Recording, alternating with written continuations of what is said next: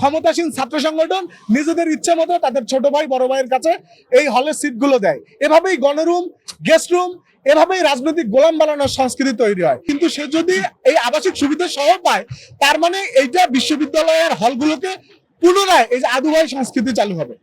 Committee আমাদের কাছে মনে হচ্ছে বিশ্ববিদ্যালয় প্রশাসন আমাদের সাথে যথেষ্ট অসহযোগিতামূলক আচরণ করেছে, এবং এইটা আমাদের কাছে মনে হচ্ছে যে বিশ্ববিদ্যালয় প্রশাসন আবারও বিশ্ববিদ্যালয়ের হলগুলোকে সরকার দলীয় ছাত্র সংগঠনের হাতে তুলে দেওয়ার একটা নীল নকশা বাস্তবায়ন করছে।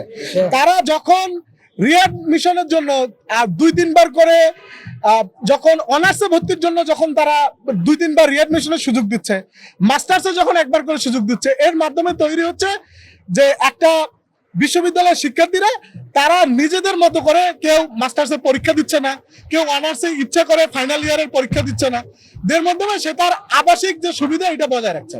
কিন্তু এটা তো নিয়ম হতে পারে না। সে যখন কোনো কারণে রিঅ্যাড নিচ্ছে, তাকে তো একটা পানিশমেন্ট ফেস করতে হতে হবে। তা না হলে তো এটা 25-26 সেশন, 24-25 শিক্ষার্থী সেশনের সাথে জাস্টিস হবে না।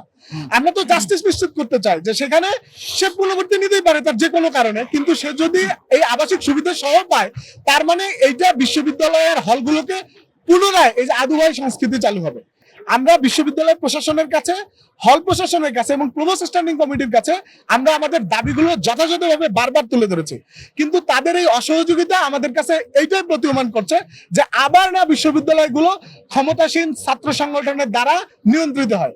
বিশ্ববিদ্যালয় হলের সিটগুলো ক্ষমতাসীন ছাত্র সংগঠন নিজেদের ইচ্ছে মতো তাদের ছোট ভাই বড় ভাইয়ের কাছে এই হলের সিটগুলো দেয়। এভাবেই গণরুম, গেস্ট রুম, এভাবেই রাজনৈতিক গোলাম বানানোর সংস্কৃতি তৈরি হয়, যেই সংস্কৃতিটা আমরা 16 জুলাই কবর দিয়ে এসেছিলাম।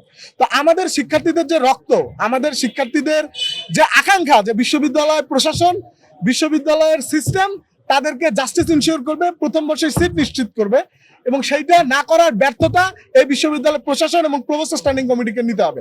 এই বিশ্ববিদ্যালয় প্রশাসন, প্রভোস্ট স্ট্যান্ডিং কমিটিতে আমরা সম্পূর্ণভাবে দেখি যে একটি বিশেষ রাজনৈতিক দলের প্রভাব লক্ষণীয় আছে, এবং তাদের এই অসহযোগিতা বিশ্ববিদ্যালয়ের শিক্ষার্থীদের সামনে স্পষ্ট করা আমাদের নৈতিক দায়িত্ব, এবং এই দায়িত্ব থেকে আমরা কখনোই পিছপা হব না। আমরা আশা করব বিশ্ববিদ্যালয় প্রশাসন এবং প্রভোস্ট স্ট্যান্ডিং কমিটি তারা খুব অল্প সময়ের মধ্যে 24 পরবর্তী সময়ে একটি যে নীতিমালা প্রণয়ন হয়েছিল এবং সেই নীতিমালা বাস্তবায়ন করবে এবং শিক্ষার্থীদের অধিকার নিশ্চিত করবে।